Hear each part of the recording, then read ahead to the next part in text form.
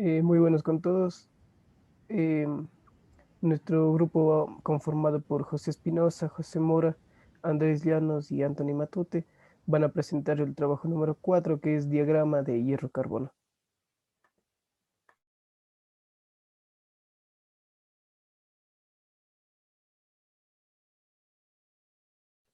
Les presentamos un índice que va a estar constituido por introducción, materiales ferrosos y no ferrosos, constituyentes de aleaciones, hipoectotoide y el cierre. En la industria encontraremos introducción. En el diagrama de equilibrio o diagrama de fases hierro-carbono se representan las transformaciones que sufren los aceros al carbono con la temperatura. El hierro y el carbono constituyen aleaciones únicamente hasta un 6,67% en peso de carbono. Con esta concentración y con concentraciones superiores se crea un compuesto químico denominado cementita, Fe3C, que no tiene propiedades metálicas. En la industria encontraremos los siguientes tipos de materiales: 80% de materiales ferrosos, 10% de materiales no ferrosos y 10% un resto de materiales. Materiales ferrosos y no ferrosos. Un material ferroso a todo material que en su composición contenga una proporción de hierro. La producción mundial de metales ferrosos es más de 20 veces superior a la del resto de metales juntos. Podemos ver el latón, el aluminio, el hierro, el cobre, el acero, el bronce y el metal galvanizado. Los no ferrosos son todos los metales y aleaciones que no tienen en su composición química hierro. Se pueden clasificar según su densidad en pesados, cuya densidad es igual o mayor a 5 kilogramos cúbicos.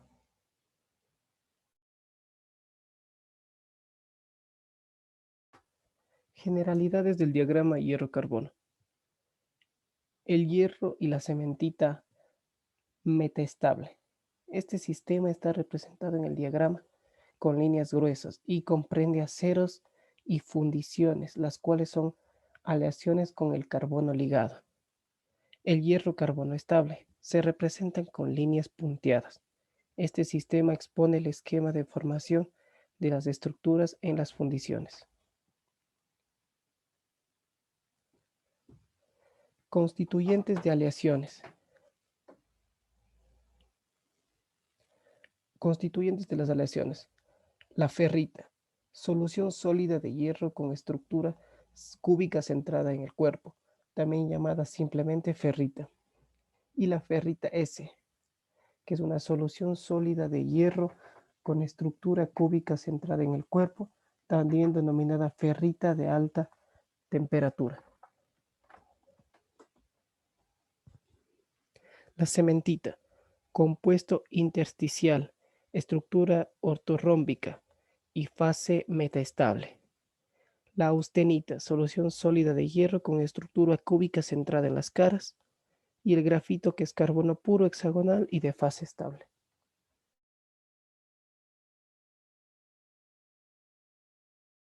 Y como podemos ver en la imagen, esta es la representación del diagrama de hierro-carbono, donde encontramos la austenita, eh, las fases bifásicas y también las fases monofásicas.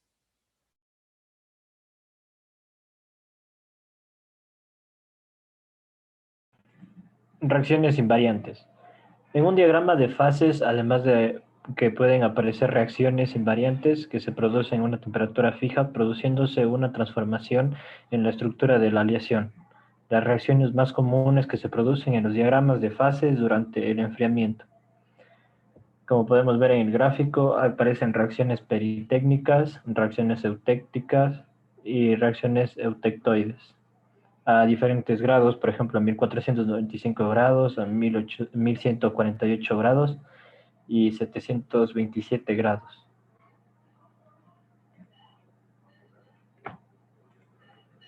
Aquí, como podemos ver en el diagrama de temperatura porcentaje de carbono, en ciertas temperaturas, por ejemplo, entre 700 y 800 grados, y con un porcentaje bastante bajo de carbono, se produce un punto eutoctoide, en diferencia de cuando está entre 1100 y 1200 grados y con un alto porcentaje de carbono, se forma un punto eutéctico.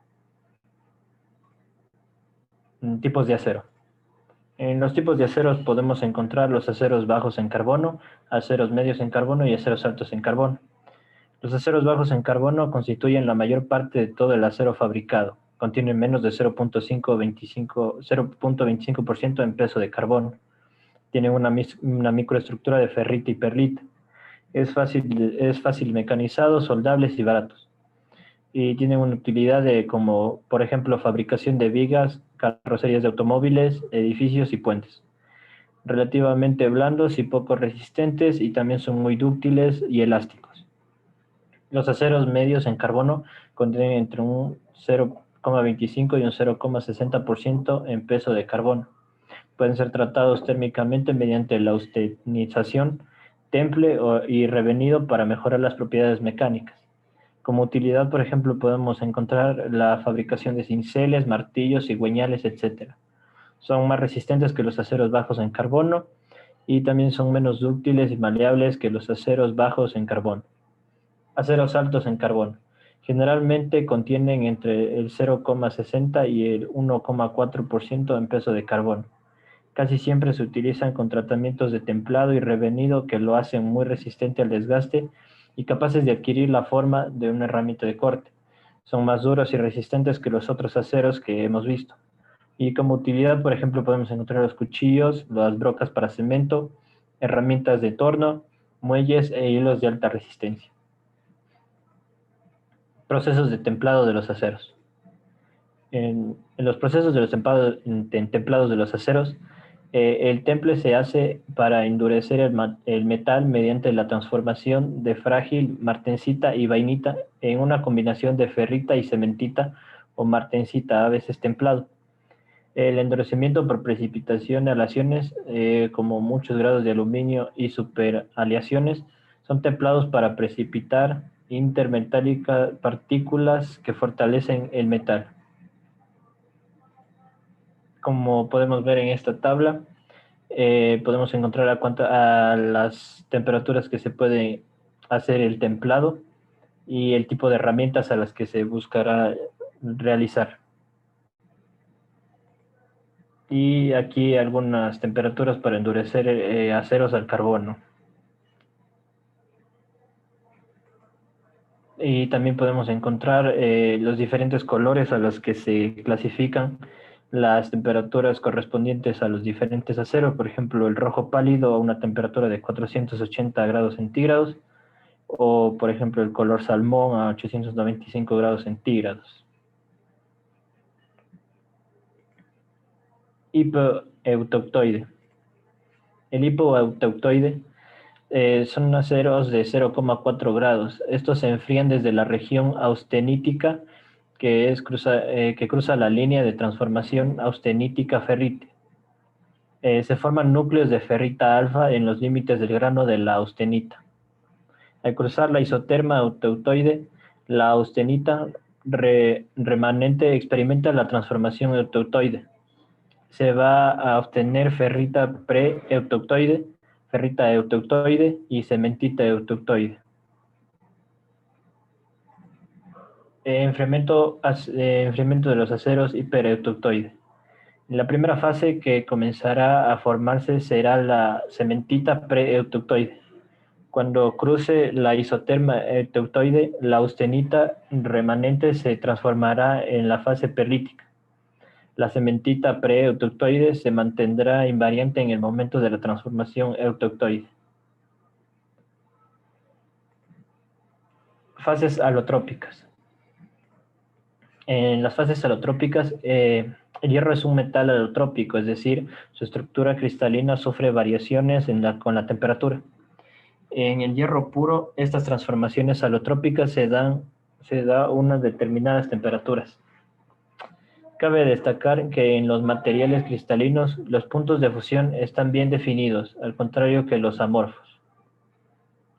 Como podemos ver en la gráfica de temperatura-tiempo, las curvas de formación alotrópicas de hierro va en orden descendente.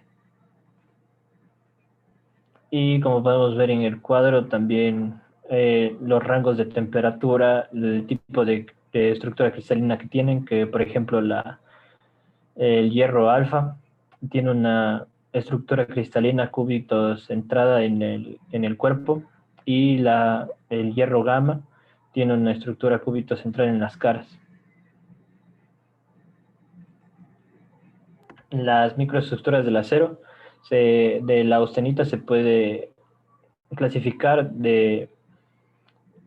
como enfriamiento lento, enfriamiento rápido, lo cual forma ferrita, perlita y martensita. El fase de diagrama de la perlita aparece tras la reacción eutoctoide. Está formada por ferrita más cementita con morfología laminar. Se puede considerar tres tipos de perlita en función de la velocidad del enfriamiento. La perlita gruesa de 0,4 microsegundos, microminutos, la perlita normal de 0,35 y la perlita fina de 0,25. A medida de que la transformación ocurre a temperaturas más bajas, las láminas de la perlita se hacen más delgadas, pasando a denominarse perlita fina para los grados 600 y 540 grados centígrados. Las Propiedades mecánicas de las fases. La cementita. Algunas características son que es dura y frágil, su presencia aumenta de forma considerable la resistencia de los aceros. Es una fase metaestable, su velocidad de descomposición es extraordinariamente lenta. La ferrita es dúctil y maleable, tienen una alta permeabilidad magnética, se producen a menudo en forma de polvo. Perlita. Hay dos tipos de perlita. Perlita fina, dura y resistente. Perlita gruesa, menos dura y más dúctil. Propiedades intermedias.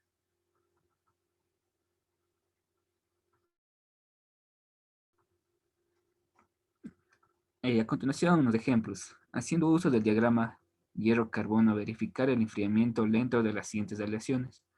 Acero de 0,17% de carbono. En la imagen nos da el ejemplo. Bien, comienza a solidificar una temperatura T1 aproximadamente de 1520 grados centígrados con primeros gérmenes de hierro a 0,6% de carbono. A medida que descienda la temperatura hasta T2, 1495 grados más DT, la fracción sólida va ascendiéndose más importante en masa a expensas de la fase líquida, cuya composición varía desde los 0,17% de carbono inicial hasta el 0,53% de carbono a esta temperatura. Simultáneamente, la fase sólida se concentra en carbono hasta alcanzar la composición 0,09% de carbono. Si el enfriamiento se verifica en condiciones de equilibrio, la fase sólida va homogeneizándose a medida que avanza la solidificación mediante la acción de la difusión en fase sólida. Como tenemos en la temperatura 2496 grados centígrados, nos da los datos, como por ejemplo tenemos un 81,8% de hierro y líquido de 18,2% en la temperatura 3, que varía 1 grado centígrado menos que la temperatura 2, es una reacción peritéctica. Asimismo, el hierro representa un 0,09% de carbono más el líquido, 0,053% de carbono, nos da hierro gamma, que 0,17% de carbono. La temperatura 4 igual varía menos 1 grado centígrado. Esta temperatura a la cual se termina la solidificación, quedando toda la reacción formada por una única fase sólida de hierro gamma, 0,17% de carbono, que nos representa el 100%. Durante el enfriamiento que sigue hasta los 800 grados centígrados, la única fase que presenta es hierro gamma de 0,17% de carbono. Otro ejemplo. Un acero de composición eutecto de carbono se enfría en condiciones de equilibrio desde la fase de austenita. Determinar A. Composición de ferrita que se forma en la microestructura. B. Composición, fracción en peso de ferrita alfa que se forma a 726 grados centígrados. C. Composición, fracción en peso de ferrita alfa a 400 grados centígrados. Vemos la gráfica del ejemplo que nos da. Bueno, de aquí calcularemos literal A, que es el porcentaje de ferrita que se forma de 100%. Se tiene la concentración de tuctodio. B, la composición de ferrita a 726 grados. Utilizando la fracción de peso de alfa sobre la ferrita, nos tenemos los datos reemplazando, tenemos un total de 88,78%. En el literal C, utilizando la misma fórmula, pero ahora con 400 grados centígrados, tenemos un porcentaje de 88,50%. Selección de materiales. Los materiales disponibles en ingeniería son muy numerosos y se distinguen fundamentalmente por su composición química, su estado sólido, líquido o gaseoso, su estructura cristalina o amorfa, sus distintas fases, sus impurezas y la distribución de estos componentes dependiendo de su disposición a utilizarlas. La metodología en la selección de materiales. Este método de selección de materiales fue desarrollado por M.F. Ashby en 1992 y radica principalmente en la optimización del proceso de diseño, basada en la selección más apropiada de material para la aplicación establecida.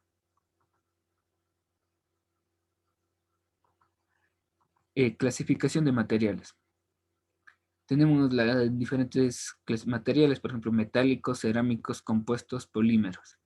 Los metálicos se denomina metal a los elementos caracterizados por ser buenos conductores del calor y la electricidad. Cerámicos es aquel constituido por sólidos inorgánicos metálicos o no metálicos que ha sido fabricado mediante un tratamiento térmico.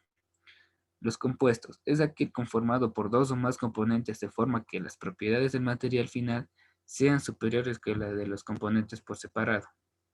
Los polímeros están formados por átomos de elementos no metálicos unidos entre sí por enlaces covalentes y se les ha denominado con el nombre genérico de polímero debido a que son gigantescas moléculas.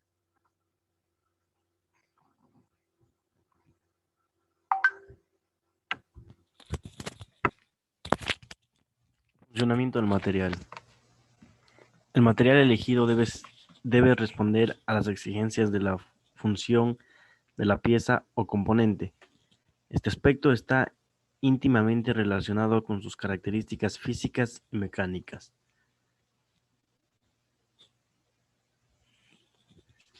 Fabricación del material. El tratamiento térmico y el control de calidad son procesos que pueden clasificar como diversos o complementarios. El tratamiento térmico se logra calentar y enfriar el material para cambiarle ciertas características tales como blandura, dureza, ductilidad y resistencia.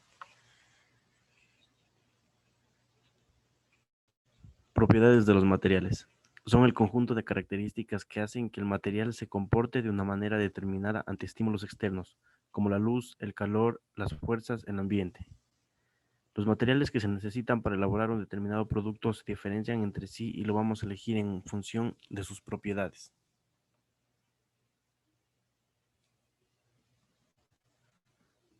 Propiedades químicas.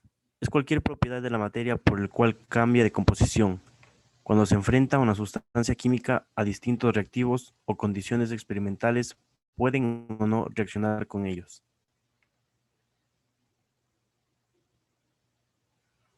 Propiedades mecánicas. Elasticidad. Cualidad que presenta un material para recuperar su forma original al cesar el esfuerzo que lo deformó. Plasticidad. Cualidad opuesta a la elasticidad. Indica la capacidad que tiene un material de mantener la forma que adquiere al estar sometido a un esfuerzo. Maleabilidad. Se refiere a la capacidad de un material para ser conformado en láminas delgadas sin romperse.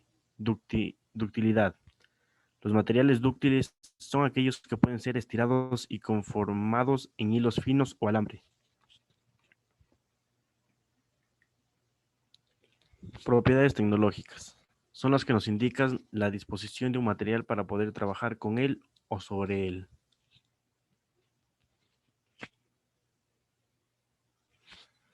Propiedades sensoriales. Son aquellas que están relacionadas con la impresión que causa el material en nuestros sentidos. Son propiedades sensoriales, el color, el brillo, el olor y la textura que nosotros, al momento de la fabricación o algún otro trato con el material, recibimos por parte del mismo. Propiedades ecológicas. Son las que determinan qué tan nocivo es el material para la salud, pero principalmente para el planeta. Son todos los materiales que debemos ver el impacto que al terminar su uso debido va a dejar pues, su marca, por así decirlo, en el planeta o el daño que lo va a hacer.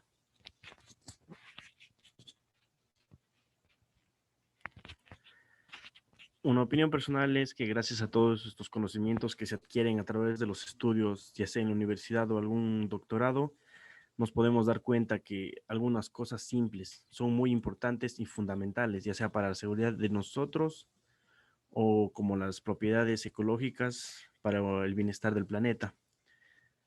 Por eso así es muy importante conocer en este caso el tipo de propiedades, la fabricación de los materiales y en dónde implementarlos.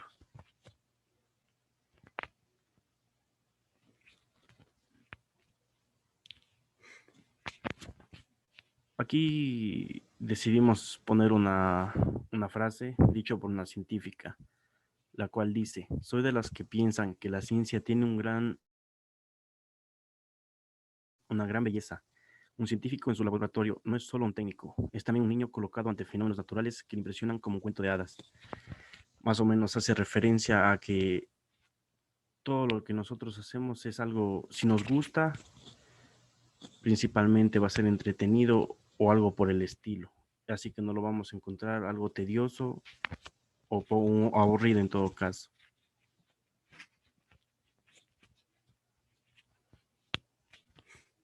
La conclusión.